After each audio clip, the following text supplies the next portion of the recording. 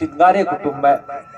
इकडं रेंदाळच्या गावामध्ये बाईजाबाईच्या पोटी एक लक्ष्मी नावाची मुलगी जन्माला आली आणि मुलगी जन्मल्यानंतर तिसऱ्या चौथ्या वर्षी बाप वारला, नवरा वारला, प्रपंच कोलमडून पडायची परिस्थिती आली.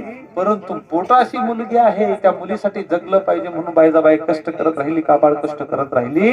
आणि मोठी झाल्यावरती, उपवर झाल्यावरती त्या लक्ष्मीबाईचा विवाह शिंगारे कुटुंबामध्ये, रुकडीच्या गावामध्ये बाप्पू शिंगारेंशी झाला.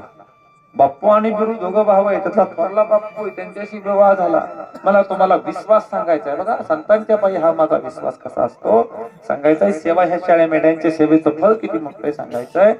एका लग्न झालं, एकुलती एक मुलगी आहे. जी काय 7-8 एकर जमीन होती त्यातली 5 एकर विकून टाकली. मुलीला सोन्यासारखी मढवली, पिवळी धमूक केली भंडगायासारखी.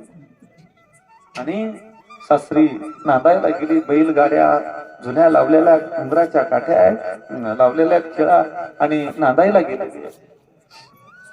2-3 वेळा त्या रुकडीवरून रेंदाळला येणं झालं. रेंदाळवरून तुम्ही पट्टण कुडुलीवरून जर तुम्ही नरसिंहाच्या वाडीला निघाला, नरसोबाच्या वाडीला, तर मध्ये रेंदाळचं गाव लागतं बघा, जवळच आहे तिथं.